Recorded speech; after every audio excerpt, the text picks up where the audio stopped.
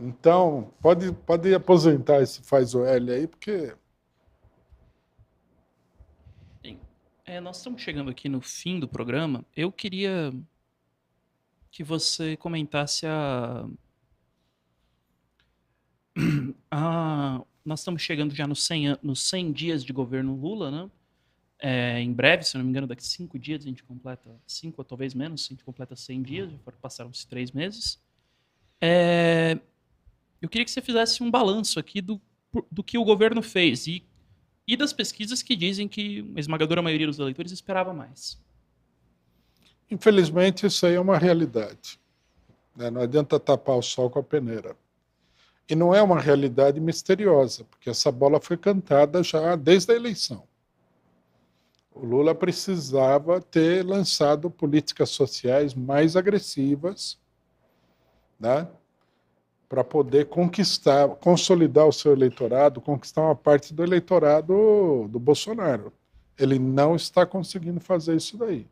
Ele está engessado, tudo bem, mas em algumas coisas ele precisaria ter sido mais audacioso.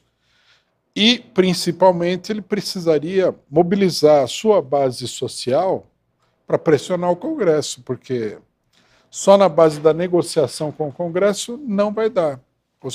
Será que é muito difícil de entender isso daí? Que a coisa não vai andar?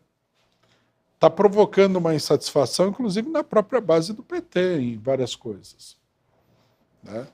Por exemplo, o arcabouço fiscal foi muito criticado por vários setores do PT. Tudo bem, eu entendo que o governo Lula não tem muita opção. Ele está meio que numa jogada forçada, né? É como aquelas jogadas de xadrez onde o cara tem que jogar aquilo lá, porque se ele não fizer aquilo lá, ele perde o jogo, né? Agora, o governo teria que pensar como é que ele vai lidar com o problema político central. Além disso, né, nós temos que acrescentar o seguinte: não pode ser subestimada a possibilidade de um golpe de Estado. Não sei se o pessoal acha que, como é o Lula, não vai ter golpe de Estado. Não, não é verdade. Com o Lula, o golpe de Estado tem que ser muito bem preparado, mas a situação, ela é difícil. O país não cresce, né? O, o, o governo não consegue implementar políticas sociais muito claras.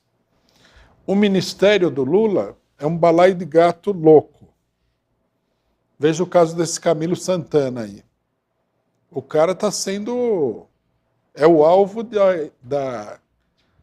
do ódio generalizado de todo o setor educacional. O Lula foi obrigado, inclusive, a suspender o negócio do ensino médio, porque o cidadão tinha falado que não ia suspender, não ia fazer nada, que ia manter, né? Quer dizer, desse jeito é difícil. Como é que você vai ter base social? Qual que é a receita para você derrubar um governo? Você tem que fazer com que a base desse governo esteja confusa, esteja duvidando, né, do governo que ela apoiaria, etc. e tal. A receita principal do golpe de Estado é isso daí. Se o cara perdeu o apoio, pronto, aí você dá o golpe e o pessoal vai ficar olhando e tal. Aí algumas pessoas mais esclarecidas, nós, por exemplo, falam, não, tudo bem que ele errou, mas tem que defender o cara contra o golpe. Como aconteceu com a Dilma também, né? O Boulos saía todo dia no jornal para falar que a Dilma estava vendida para os bancos e não sei o quê. A gente falava, veja, a política da Dilma é horrível, mas não é assim. Se derrubarem a Dilma, a situação vai ficar muito pior. De fato ficou. Ninguém vai fazer autocrítica. Não vi a autocrítica do Boulos sobre o governo Michel Temer. O Boulos falava assim, não dá para apoiar esse governo porque o governo como é que é? É indefensável. Não, é indefensável porque qual que era a expressão da época? O ajuste fiscal? É. Na época o negócio era o ajuste fiscal. Então, aí a Dilma foi derrubada, veio Michel Temer, o ajuste fiscal da Dilma era uma gota d'água no oceano. O ajuste fiscal do Michel Temer foi um tsunami. Né?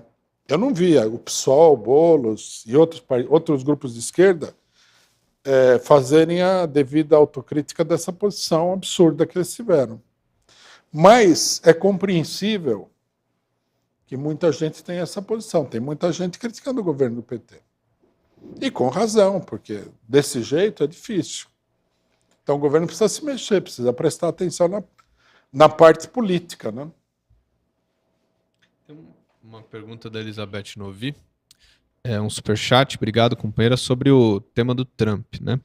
Ela fala, você acha que o processo contra o Trump